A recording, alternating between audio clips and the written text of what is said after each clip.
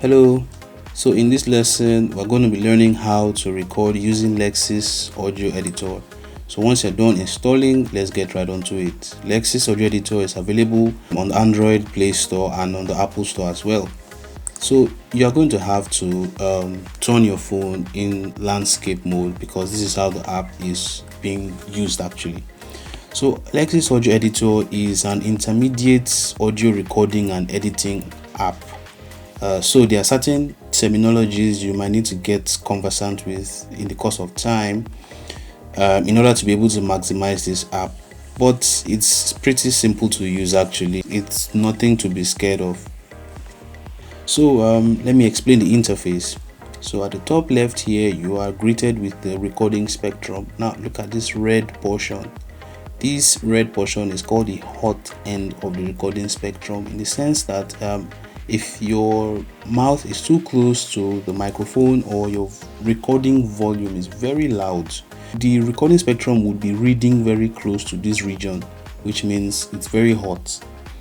And once your microphone is too low, that's your recording volume is quite low, or your mouth is far away from the microphone, generally speaking, your reading would be around this end, but a balanced reading would be in the middle actually, which means it's not too loud, it's not too low actually. So this is the recording spectrum. Then this is the recording volume, and this reads at 10 decibels, decibels.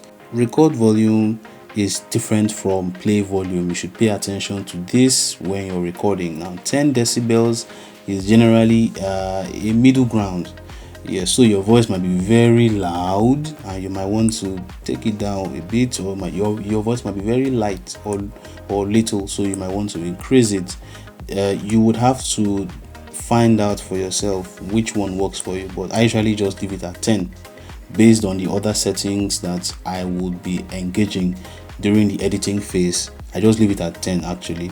So in this section, we have the play button, we have the pause, we have the record. Then this yellow button, what it does is when you're recording and you want to record into the currently existing recording, you hit this yellow button, then you click on stop. Obviously this is open, and the open interface at first was quite confusing for me, but then I found this part, open with file manager. So let's say you want to open maybe a previously recorded audio file, or maybe an audio file that was recorded elsewhere. You click on open with file manager to be able to locate where it is. So you are going to have to work with portrait mode in this section actually. Then let's get back. At the top right corner, we have the menu section. Now many of these settings are grayed out because we do not have any active recording at the moment. So I will come back here once I hit the record button. I'll come back here to explain this section. Now this section of the interface is where you'll be able to monitor your audio recording. Let me show you what I mean. So let's say you hit the record button, and if you notice the record spectrum that I told you about, look at it. If I'm close to the mic, it reads at the hot end, and say I'm far away, it doesn't get to the hot end actually. So when you click on pause, you can actually pause your recording, and then when you click on stop, it generates the waveform. Yeah, so this is what the waveform of your recording looks like actually.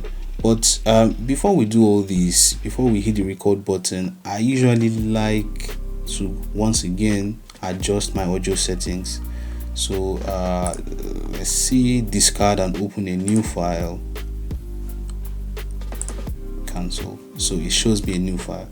So come to the top right corner and then scroll down to options and help. Now we have options, we have help, privacy policy, about, send support question to developer.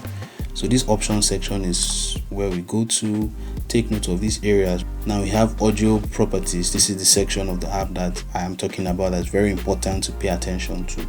So first things first, recording quality. We have 128 kilobits per second. Now I personally like to do 320 so that I get the best quality available. However, do take note that the higher the quality, the higher the file size actually. So you can work with what works for you. You need to play with different recording qualities and find out which of them has the file size that you can accommodate. But I personally work with 320. Now, record start delay, you do not need this for now. Latency, you can leave this. Automatically mix the stereo channel to a mono channel when recording. Now, what this means is that the stereo channel, as I explained in the Orphonic edit recording video, that when you hear some songs that maybe say you're listening to a song using a pair of headphones or a pair of speakers, and you hear a part of the song with your left ear, and then you hear another part of the song on the right earphone or on the right speaker, that means the song was mixed into two channels. It was split into two channels, left and right. And for me, I personally just record in mono because it's a podcast, it's nothing complicated, and I don't want to complicate it as such. And so your audio input source, some devices have mics in different positions. Leave this at default. Behavior: if the device goes into sleep mode. For me, I want it to keep recording even when the device goes into sleep mode, because I might not be aware that the phone has gone into sleep mode, so I decide to keep recording. Well, you can choose to stop, but I don't. Now, format: this is one of the places that's important for me. Recording format, I usually use WAV, because WAV is uncompressed, it's lossless in terms of audio quality, and what you record is what you get. So you get the best quality compared to 3GP or MP4 or MP3. So we have WMA, we have MP3, we have FLAC, M4A. Now, WAV carries the heaviest file size. Now, if you want to look for other recording options, I recommend AAC and M4A. Actually, they are quite close in terms of audio recording quality, and they have lesser file size than WAV. But you see, because I had chosen 320 kilobits per second or kilobytes, is it kilobits or kilobytes? I'm not sure based on the way it's annotated here. But because I chose 320 and I chose WAV, my own file size is going to be very heavy, very, very, very, very heavy. So increase record buffer, you can leave this absent. The most important things I come here to check: the recording quality. For me, I chose 320, and the recording format, which is WAV. That's what I chose. So when I'm done, you just go back. Actually, it saves automatically, and then you can start your recording. And so let's record. Mic check 1 2. Hello, this is Captain Umoru. Welcome to this edition of the Captain Umoru podcast, and today we'll be showing our listeners how to record using Lexis audio editor. And that's about it. Thank you. So click on stop.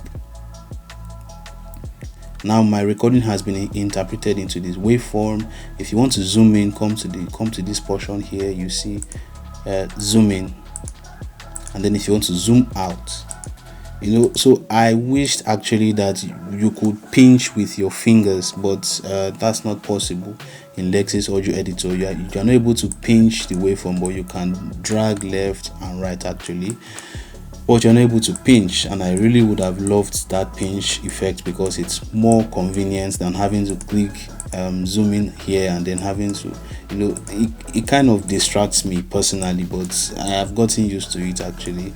And so this icon you see here is a marker. Now let me show you what it does. So let's say there's a portion of your recording that maybe you want to do something to it, you want to cut it out, you want to fade or something. You drag, let's say 0.4, you drag. As you drag, this one becomes activated, then you drag. So this portion that is active, anything can happen here. You can now come to the top right and you can choose to silence, you can choose to cut, copy, delete, whatever it is you want to do. I'm going to explain more of that in the editing phase. So that's about it on how to record using Lexis audio editor. And as I mentioned earlier, once you have a recording here, this portion of the app becomes active, and once you have a section that's marked out like so, other parts of this menu become active. So I'm going to show you how to edit in the editing phase section of this class. For now, this is just how to record. And take note of your housekeeping rules. Actually, take note of your environments, your ambience, the quietness and all, to be able to get the best out of this app actually. And that's about it. See you in the next class.